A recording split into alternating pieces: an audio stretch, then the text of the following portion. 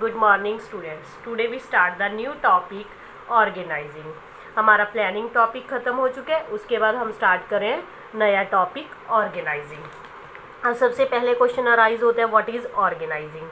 अगर हम ऑर्गेनाइजिंग की बात करते हैं तो बिज़नेस को ऑर्गेनाइजिंग करने का मतलब है बिज़नेस को प्रोवाइड करना वो हर चीज़ जो बिज़नेस की फंक्शनिंग के लिए यूज़फुल है, उन सभी चीज़ों का अरेंजमेंट करना ही ऑर्गेनाइजिंग कहलाता है। कौन सी चीज़ें? For example raw material, machinery, capital, personnel means labour.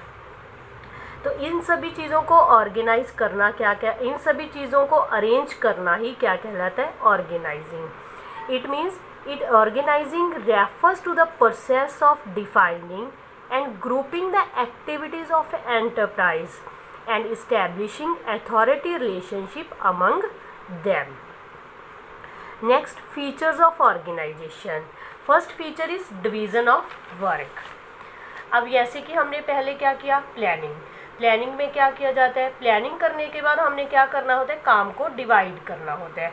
Divide पूरे काम को, एक ऑर्गेनाइजेशन में जितना भी काम है उस सारे काम को मैनी डिपार्टमेंट्स में डिवाइड कर दिया जाता है और हर एक डिपार्टमेंट आगे उस काम को सब डिवाइड कर देता है आपने आगे डिपार्टमेंट्स में।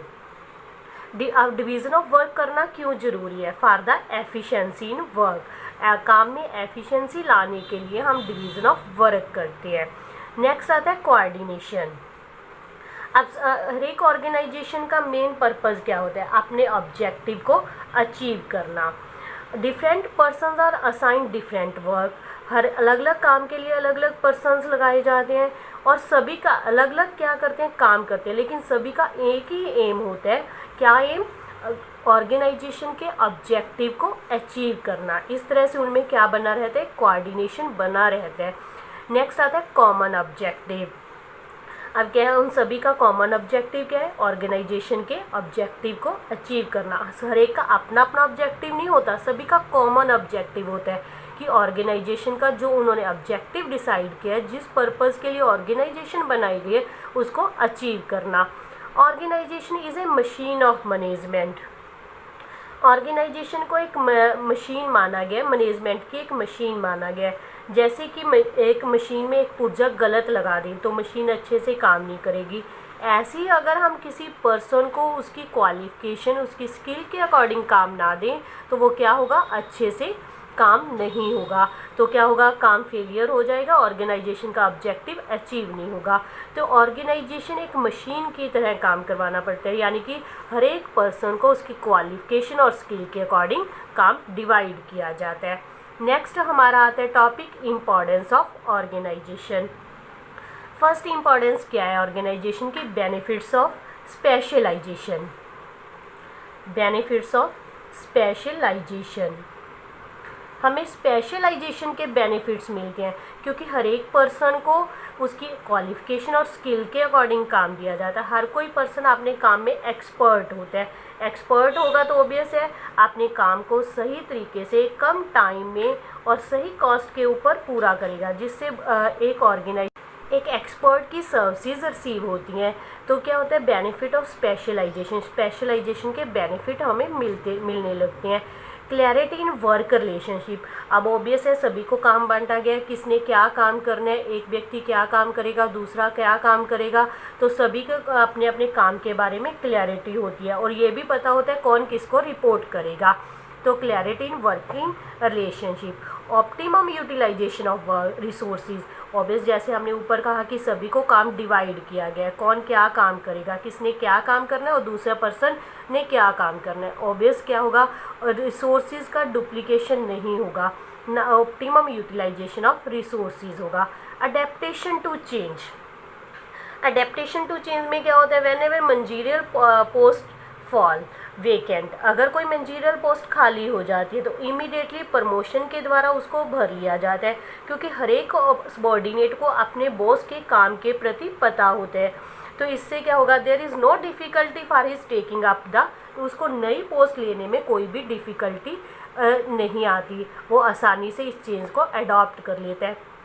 लास्ट पॉइंट आता है effective administration. effective, the process of organization makes a clear mention of each and every activity of every manager. हर एक मैनेजर की हर एक एक्टिविटी और हर एक काम को बहुत अच्छे से मेंशन किया होता है. And also of their extent of authority, काम के साथ साथ उनकी अथॉरिटीज़ को भी मेंशन किया जाता है. It is also made clear as to whom shall a manager order to a particular job.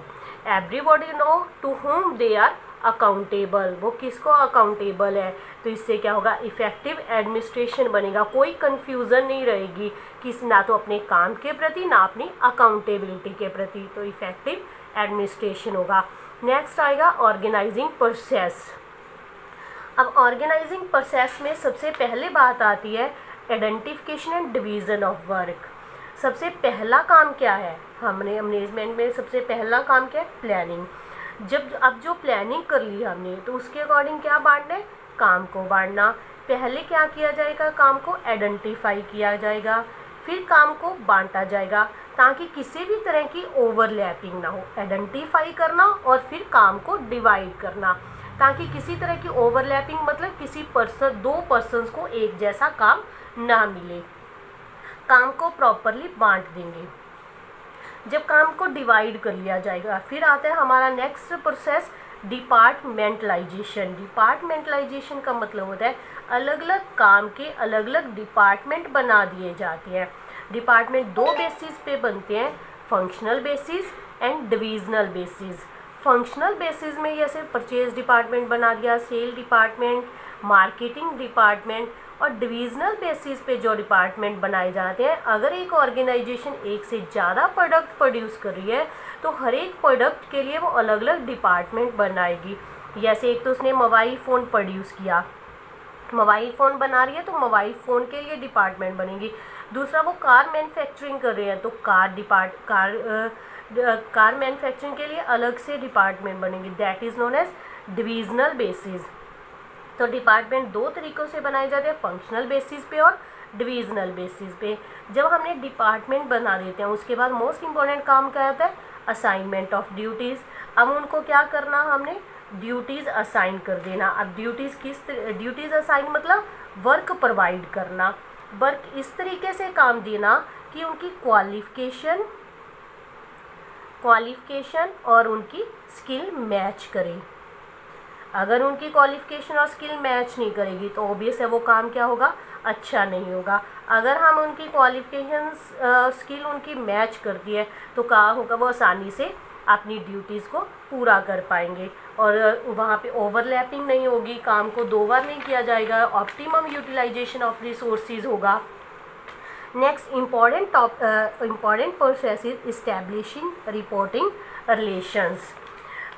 Establishing reporting relations मतलब जब हम किसी को रिस्पॉन्सिबिलिटी देते हैं, अगर हम उसको सिर्फ रिस्पॉन्सिबिलिटी दे रहे हैं, अथॉरिटी नहीं दे रहे, तो वो किसी काम की नहीं है. रिस्पॉन्सिबिलिटी और अथॉरिटी दोनों साथ साथ चलते हैं. अब रिलेशन बनाना है, कौन किसको रिपोर्ट करेगा, रिस्पॉन्सिबिलिटी दी, अथॉरिटी दी.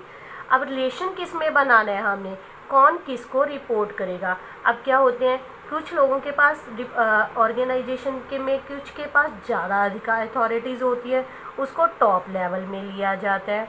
कुछ के पास उससे कम होती हैं, उसको मिडल लेवल में लिया जाता है.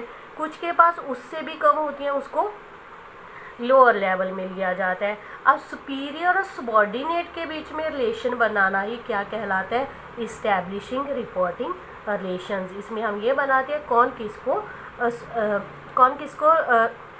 किसके प्रति अकाउंटेबल है, या जो रिस्पॉन्सिबिलिटी दी गई है, अथॉरिटी दी गई है, वो उसको किसने दिया और वो इसको किसके प्रति जवाबदेह होगा. इससे इस्टेब्लिशिंग रिपोर्टिंग रिलेशनशिप. अगर वैसे भी हम एक एग्जांपल लेते हैं, जब तक हमारे ऊपर हमारे बॉस हैं तब तक क्या होता है, काम अच्छे से होता है. अगर आपको कोई चेक करने वाला नहीं है, कोई ऊपर बॉस नहीं है, तो ऑब्वियस है काम क्या होगा, अच्छे से नहीं होगा. इसलिए अथॉरिटी और रिस्पॉन्सिबिलिटी के साथ अकाउंटेबिलिटी भी आती है कि उनके बीच में रिलेशनशिप बनाना ज़रूरी होते हैं.